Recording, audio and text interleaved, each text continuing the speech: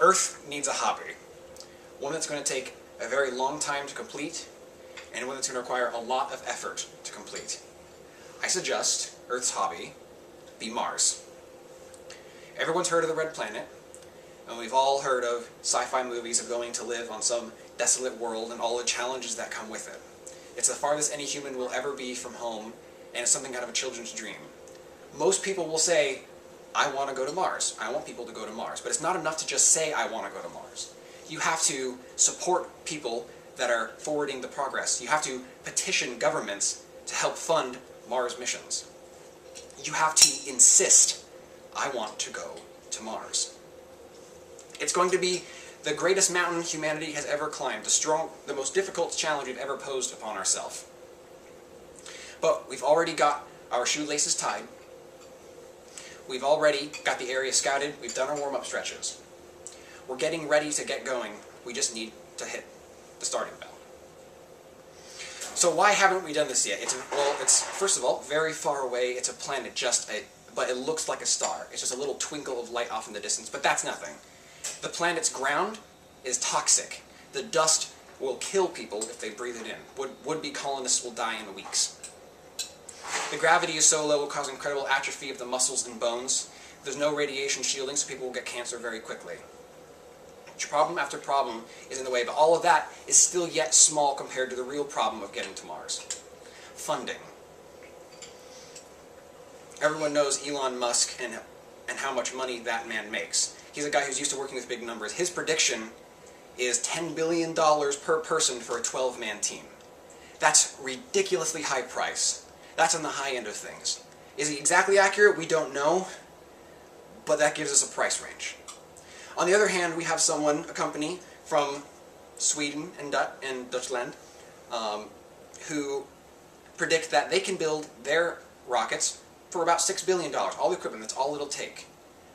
They've been working since the 1990s to get people onto Mars, and they're in the final phases. They're trying to get the investors, and they tell the investors, we're doing this cheap because we don't intend to bring our astronauts back. That is the cost of getting a reasonably priced space mission. The human lives. Even NASA, the world leaders in space technology, predict that it'll cost them $130 million for research and development for the equipment of their next Mars lander that will be leaving the Earth in 2020. The very best of the best think it'll cost an incredible amount just to flesh out the concepts for the tools. Just the ideas are incredibly expensive. And that money's not going to come from nowhere. It's going to come from big investors. It's going to come from world governments. It's going to have to come from us. And I know many people aren't very interested in giving up their tax dollars for a huge project, a monumental task that we've hardly even started. But we are investing.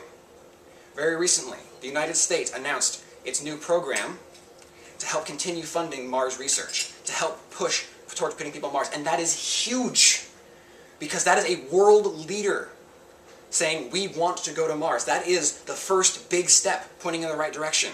And where one person starts taking their footsteps, other people are going to follow. Government expenditure is going to be super important in getting people to space, and now we have the first big step, a show towards getting there.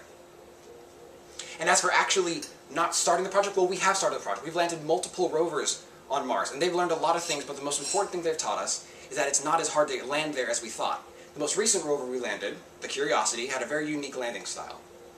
It was lowered down by a hovercraft on cables, ever so gently, and then the actual hovercraft flew away and crash landed somewhere else. That was huge. That was a huge moment for engineering, because it proved that it was much easier to put anything we want on Mars than we previously thought. All we have to do is build the gear, and then we can just parachute it down.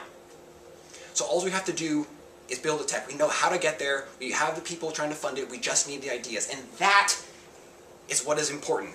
That is why we're going to Mars, is for the ideas. Challenge drives innovation. Innovation drives invention. And invention is what we're looking for. People submit their ideas for new tools and technologies to NASA all the time, trying to get their stamp on the world, trying to make their mark forwarding progress of humanity. Well, when they announced that Mars 2020 rover, the number of submissions they got per year doubled.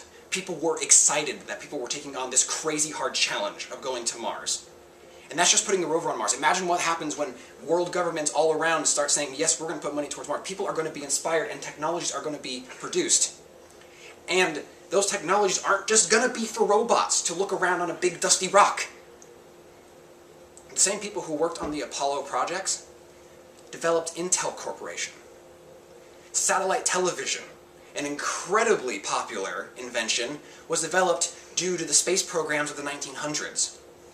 When people are given incredibly difficult challenges, they step up to the task. It's like a calling sign. People will come, and people will overcome those odds. And once they've climbed that mountain, developed all that they need to get there, they can share that technology with the rest of the world. If getting to the moon is able to bring a satellite TV, what will getting us to Mars do? That is why we have to go to Mars. It's going to be the greatest challenge we've ever faced, but we are at the starting line. We have someone ready to fire the starting gun. We just need to do it. And people will run when we start the race. We just have to get there. It's going to be difficult, but challenges, goals to set are what humanity needs. We work best when we have a challenge to overcome. Humanity needs a big, difficult project to aspire to. Earth needs a hobby. Thank you.